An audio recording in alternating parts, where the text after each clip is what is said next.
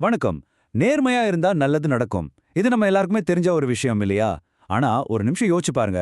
நேர்மையா இருக்கிறதுக்கான பரிசு வெற்றி, புகழ், பணம் இது மட்டும்தானா? இல்ல இதுக்கும் மேல ரொம்ப ஆழமான ஒரு விஷயம் இருக்கா?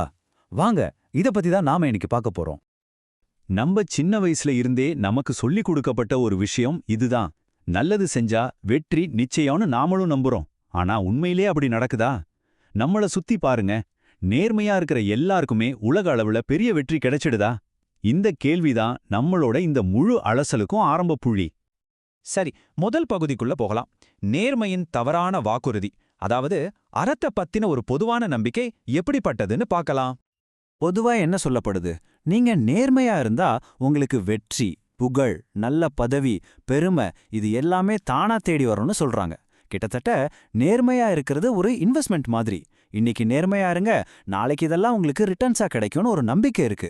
ஆனா இதுதான் நேர்மையோட உண்மையான மதிப்பா? அப்போ இது எப்படின்னா ஒரு டீல் மாதிரி ஆயிடுது பாருங்களேன். நீங்க நேர்மையா இருங்க, அதுக்கு பதிலா உங்களுக்கு நல்லது கிடைக்கும். இது ஒரு விதமான கொடுக்கல் வாங்கல் மாதிரி இல்லையா? ஆனா யோசிச்சு பாருங்க, நம்ம மனசாட்சிய இப்படி ஒரு வியாபார பொருளா மாத்த முடியுமா? அது சரியா வருமா?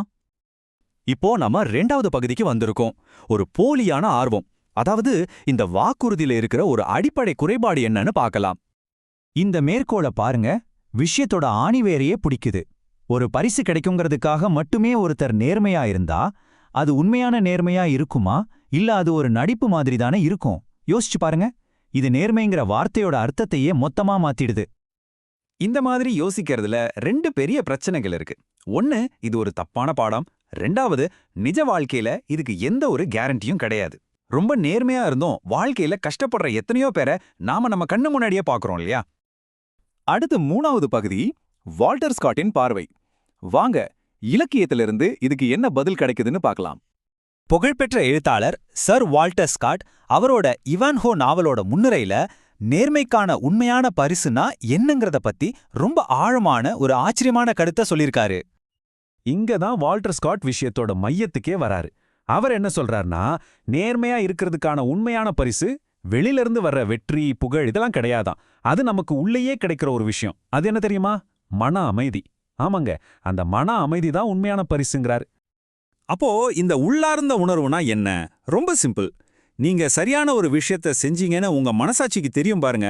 அப்போ கிடைக்கிற ஒரு ஆழமான தனிப்பட்ட மன அமைதி. இந்த வெகுமதிய வெளியில இருந்து யாருமே உங்களுக்கு கொடுக்கவும் முடியாது, அதே மாதிரி உங்ககிட்ட இருந்து யாருமே பறிக்கவும் முடியாது. சரி, இப்போ 4வது பகுதிக்கு போகலாம். காந்தியின் பதிலடி. இலக்கியத்தை விட்டுட்டு இப்ப நம்ம நிஜ வரலாற்றிலிருந்து ஒரு உதாரணத்தை பார்க்கலாம். ஒருமுறை மகாத்மா காந்தி கிட்ட ஒருத்தர் ஒரு கேள்வி கேட்டார். அரசியல், பொது வாழ்க்கை மாதிரி விஷயங்கள்ல இந்த நேர்மை, ஒழுக்கம்லாம் எதுக்கு தேவைப்படுதுன்னு கேட்டார். அதுக்கு காந்தி சொன்ன பதில் நிஜமாவே ரொம்ப ஆழமானது. காந்தியோட பதிலு ரொம்பவே பவர்ஃபுல். அவர் ஒரு அற்புதமான ஒப்பீடு செஞ்சாரு. ஒரு பக்கம் ரோமானிய பேரரசர் ஜூலியஸ் சீசர், அதிகாரம், படைபலன்னு உலகமே அவர் கையில இருந்துச்சு. ஆனா இன்னைக்கு யோசிச்சு பாருங்க, சரித்திர புத்தகங்களை தாண்டி எத்தனை பேருக்கு அவரை தெரியும்? சரி, இப்போ மறுபக்கம் வாங்க. இயேசு கிறிஸ்து, அவர்கிட்ட எந்த படையும் இல்ல, ராஜ்யமும் இல்ல. ஆனா 2000 வருஷம் கழிச்சும் இன்னைக்கும் அவரோட பேர் உலகம் முழுக்க கோடிக்கணக்கான மக்களுக்கு தெரியும். இது எவ்வளவு பெரிய வித்தியாசம் பாருங்க. இதுல இருந்து நாம கத்துக்க வேண்டிய மிக முக்கியமான பாடம் இதுதான்.